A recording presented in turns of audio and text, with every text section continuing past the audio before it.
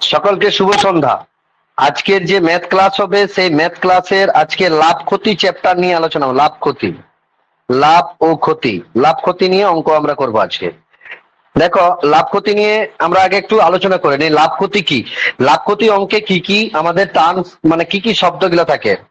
হ্যাঁ, ক্রয় মূল্য, ক্রয় মূল্য থাকে, বিক্রয় মূল্য থাকে, বিক্রয় মূল্য থাকে, বাজার মূল্য থাকে, বাজার মূল্য, তারপরে লাভ থাকে, ক্ষতি থাকে, ছাড় থাকে, এই শব্দগুলো থাকে। ক্রয় মূল্য ইংরেজিতে বলা হয় কস্ট প্রাইস, ওটাকে লেখা হয় সিপি।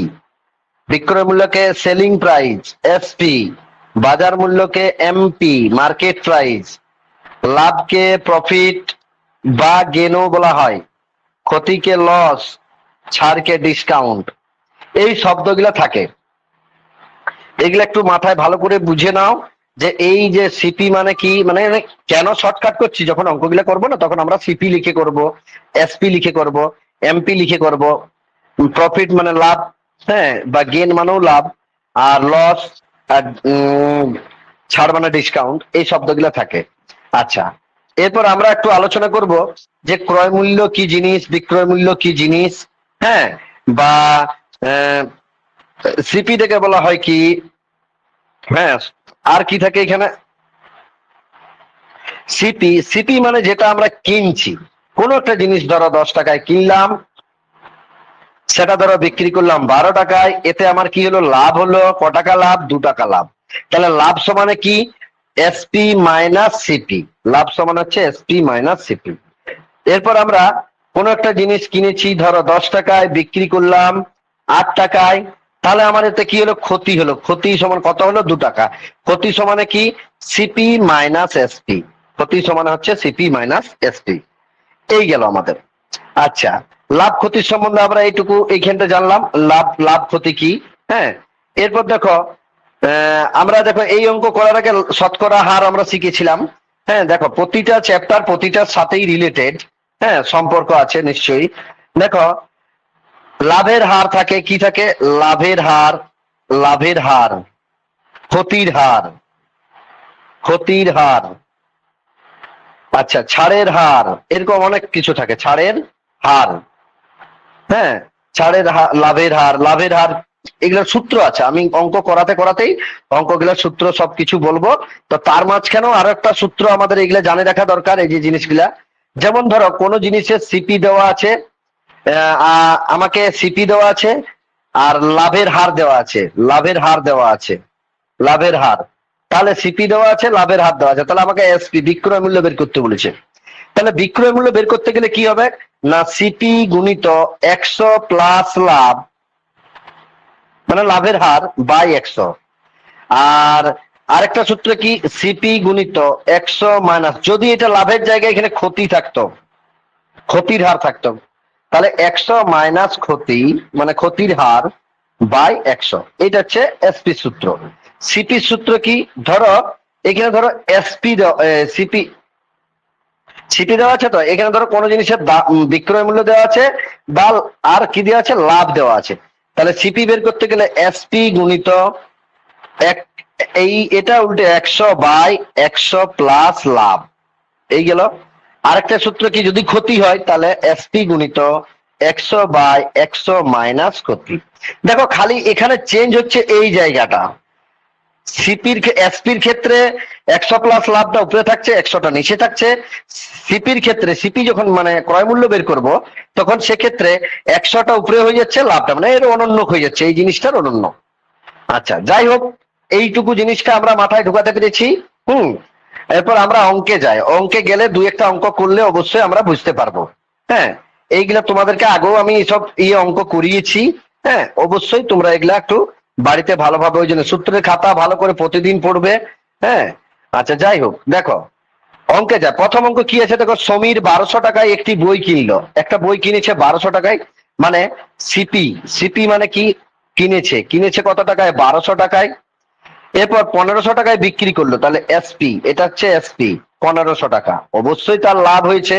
তাহলে লাভ হয়েছে কত, লাভ সমানে কি 1500 মাইনাস 1200 সমানে হয়ে গেল 300 টাকা। সে 300 টাকা লাভ করেছে। এরপর আমাকে কি চাইছে, তার শতকরা লাভ কত। শতকরা মানে এই যে এখন একটা সূত্র বেরিয়েছে, শতকরা লাভ, শতকরা লাভ বা লাভের শতকরা হার যা বলতে পারো। শতকরা লাভ সমানে মোট লাভ, মোট লাভ বাই সিপি গুণিত 100। মোট লাভ কত হয়েছে 300 টাকা, বাই সিপি কত 1200 টাকা, গুণিত 100। 100 কেন হচ্ছে না, শতকরায় প্রকাশ করার জন্য। একটা দুটো শূন্য কাটবে, একটা দুটো শূন্য, 3 4 12, 4 25 25%। তাহলে লাভের শতকরা হার কত না 25% সে লাভ করেছে। এটাই হচ্ছে অ্যান্সার। আশা করি সবাই বুঝতে পেরেছ। এগুলো সব সূত্রে করতে পারলে খুবই ভালো। হ্যাঁ, সূত্রগুলো ভালো করে একটু মাথায় রাখলেই হবে, অন্য কিছুই নয়, খালি বাড়িতে একটু জাস্ট সময় দিয়ে পড়া কাজ। আশা করি সবাই বুঝতে পেরেছ। পরের অঙ্ক কি আছে, প্রতীক 25 টাকা ডজন দরে 108টি পেন কিনে প্রতিটি পেন 2 টাকা 50 পয়সা হিসেবে বিক্রি করলো। ওই যে তোমাদের একটা বইয়ের চালের অঙ্ক আছে না, চালের অঙ্কটার মতোই অঙ্কটা। দেখো তাহলে 108টা 25 টাকা ডজন, মানে 12টা 25 টাকা, 12 তাহলে 12টি কলমের দাম, 12টির সিপি কত 25 টাকা। 12টির সিপি কত 25 টাকা। একটির সিপি কত 25/12, আর কিনেছে 108টি। 108টির সিপি গুণিত 108, 12 9 108, আচ্ছা 25 9 225 টাকায় সে 108টা কলম কিনেছে। এটা সিপি পেয়ে গেলাম 225 টাকা। এরপর 108টি পেনের 108টির এসপি, এসপি কত হবে, এক একটা বিকেছে 2 টাকা 50 পয়সা করে, গুণিত 108। তাহলে হয়ে গেল, এখানে গুণটা করে দাও, 108 2 টাকা 50 পয়সা, 0 0 0। আচ্ছা 5 8 40 0 4, 5 1 5, 2 2 8 16 6 1, 2 1 2, 0 0 6 4 10 0, 5 1 6 1 7, 270। 270 টাকায় সে কিনলো কত টাকায়, 270 টাকায়। 270 টাকায় সে ক্রয় করেছে, সরি বিক্রয় করেছে। তাহলে অত অবশ্যই তার লাভ হয়েছে ক টাকা লাভ হয়েছে। লাভ সমানে হয়ে গেল তোমার বিক্রয় মূল্য বিযুক্ত ক্রয় মূল্য। 5 আছে 10, 5 দিতে 2 কে 3, 3 আছে 4, 45 টাকা। অপশন সি উত্তর হয়ে গেল, এটাই অ্যান্সার 45 টাকা, অপশন সি। আশা করি সবাই বুঝতে পেরেছ। পি কত, ও ডিমটা কিনেছে 5 টাকায়, এসপি কত বিক্রি করেছে 6 টাকায়। এরপর তাহলে অবশ্যই তার লাভ হয়েছে, কত লাভ হয়েছে 6 - 5 সমানে 1 টাকা লাভ হয়েছে। 1 টাকা লাভ হয়েছে তার।